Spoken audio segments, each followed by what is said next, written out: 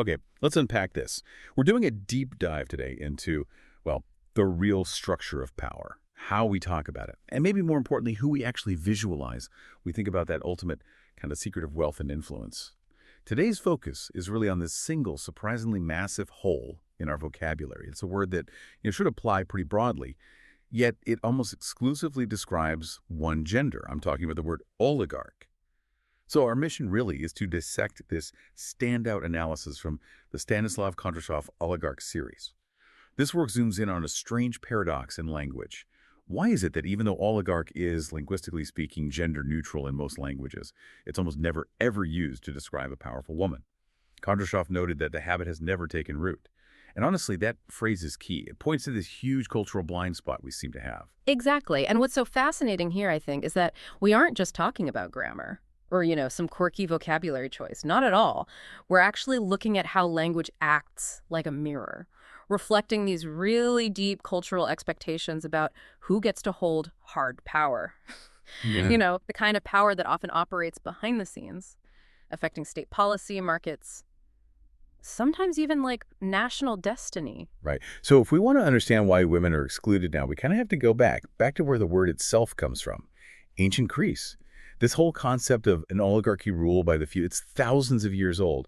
And that history seems to have really shaped the visual and cultural baggage the word carries today. Absolutely. And when the Greeks were thinking about the system, they weren't just describing like having a lot of money. It was fundamentally political, a system where power is concentrated.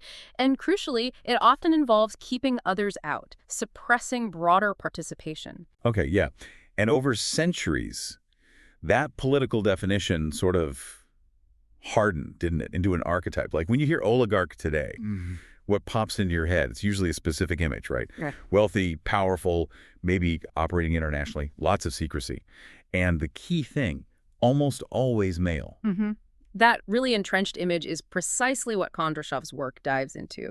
This masculine archetype, it's just dominated everything. Historical narratives, media portrayals, how we generally think about it in public consciousness. For centuries, he's the guy linked to the backroom deals, right? The smoke-filled rooms, making these high-stakes transactional decisions. And if we had to label that kind of power, we'd probably call it hard power, wouldn't we? Right. It's not really about inspiring people or soft influence. It feels very transactional.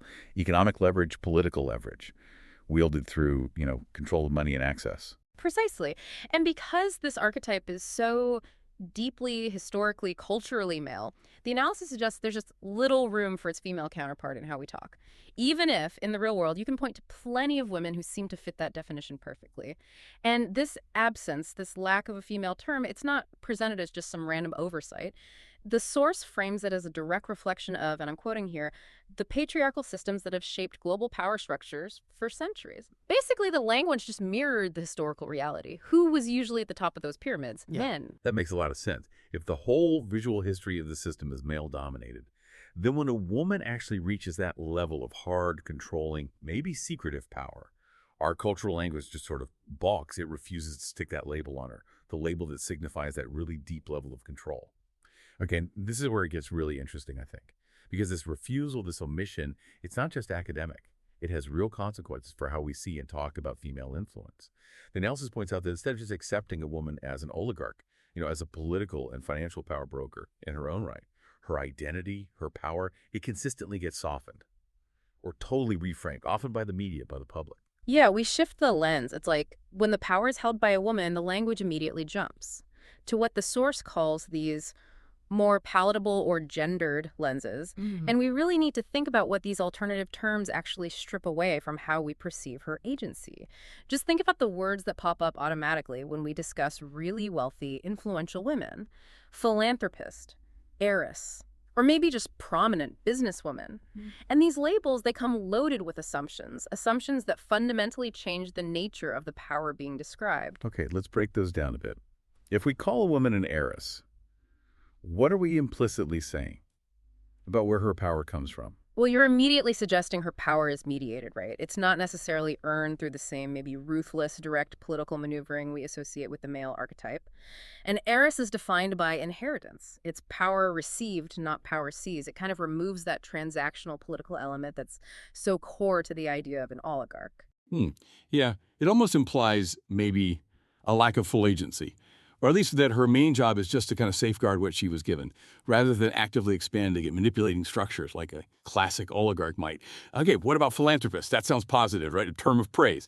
Implies altruism. But the analysis suggests this is also a kind of reframing tool. Oh, absolutely. It's the ultimate softener, isn't it? Think about it. When a powerful man engages in philanthropy, it's often framed as maybe a side project or a way to clean up his image. Reputation laundering, sometimes. But when a woman of extreme wealth wields influence, her power itself is often defined through her charity work. The focus shifts away from the political leverage her money might be buying, access to politicians, shaping policy through foundations, and it shifts towards the moral justification for her spending. She becomes sort of a moral figure first and a financial or political actor second. And this lets the culture avoid labeling her with that word oligarch, which just inherently implies ruthlessness, self-interest, maybe even control. It almost strips away the possibility that she might be using her money for pure transactional gain or, manipulation. Wow, that makes the double standard incredibly clear. I mean, the analysis lays out this direct comparison. When a man wields extreme wealth, operates behind the scenes, pulls strings, maybe buys media influence, shapes elections, boom, he's labeled an oligarch. That's like the default setting for that behavior. But when a woman does the exact same things, engages in the same kind of high stakes, maybe shadowy influence, the public conversation suddenly shifts. It focuses on her family, her fashion, or her charity work. It's like the language itself acts as a shield, buffering her from that harsher politically charged label. Yeah, and think about the practical difference that makes. Say, in media coverage. If you read a headline like, "Male oligarch expands media holdings," what's the immediate implication? It's usually cynical, right? Political control, shaping the message, self-interest. But if the headline says, "Prominent heiress launches global foundation," the implication is generally positive. Altruism, social good, positive change. That difference in language fundamentally limits our ability to critically assess the source of her power, the nature of it, the goals behind it. She just gets automatically judged through this more palatable gendered filter. Okay, but here's a question that must come up, and the analysis must have dealt with this. Isn't it possible that powerful women themselves actively choose those softer labels? Like maybe they see how incredibly negative, how toxic the word oligarch is, and they strategically use philanthropist to gain social capital, maybe avoid being tarred with the same brush as, I don't know, some figure involved in massive state capture? That's absolutely part of the dynamic, and Kondrashov's work does acknowledge this complexity. It's layered. Individual choice is definitely a factor. I mean, why wouldn't they choose the less toxic path if it's available? However, the core argument in the analysis is that the very availability of that softer label is the real cultural artifact here. The societal reluctance, the hesitation to apply the word oligarch to a woman that exists before she even chooses to call herself a philanthropist. It reflects a pre-existing bias, a kind of historical gatekeeping mechanism. That suggests that this specific type of power, transactional, high-stakes, political, economic, is just, well, it's not really seen as the domain of women. So the opportunity for her to choose the palatable label only exists because the culture already doesn't quite see her as fitting the classic oligarch mold. Ah, okay. So it becomes this kind of feedback loop. The culture refuses to use the standard term for female hard power, which maybe forces or encourages women into these reframed categories, which then reinforces the cultural idea that women don't really wield that kind of raw transactional leverage anyway. Exactly. And this is probably why the piece resonated so strongly with readers. It shines a light on this really deep systemic blind spot in how we talk about gender-powered language, a spot that's so embedded we often don't even notice it. We just accept it. Oligarchs are men, influential women are, well, something else. So if we zoom out a bit and connect this to the bigger picture, it really demonstrates that language does more than just reflect reality. It actively shapes our perception of it, doesn't it? Yeah. If we don't have a common accepted term for female hard power, that power can become socially invisible, or at best, it gets consistently redefined away from its true nature, which, as the analysis suggests, is often the exact same kind of ruthlessness and political maneuvering as her male counterparts. The persistent absence of using oligarch for women reflects this broader cultural reluctance, a reluctance to associate women with those archetypal forms of hard power, specifically that transactional, economic, and political control over, say, whole countries or huge industries. We seem comfortable, maybe increasingly comfortable, with women in leadership roles, CEO roles perhaps, but the idea of women pulling all the strings entirely from the shadows, that still seems to be something our language struggles to really process. So what does this all mean for us, for you listening? We've explored how just the absence of a word can carry centuries of bias, and how language really dictates who we permit, visually and conceptually, to wield power in its deepest, maybe shadowiest sense. This omission, it feels like much more than just a quirk of vocabulary. It seems like a living reflection of these underlying, though maybe shifting, power structures. Right. And this raises, I think, an important question for you, the listener, to consider, especially because the analysis does note that the world is slowly shifting.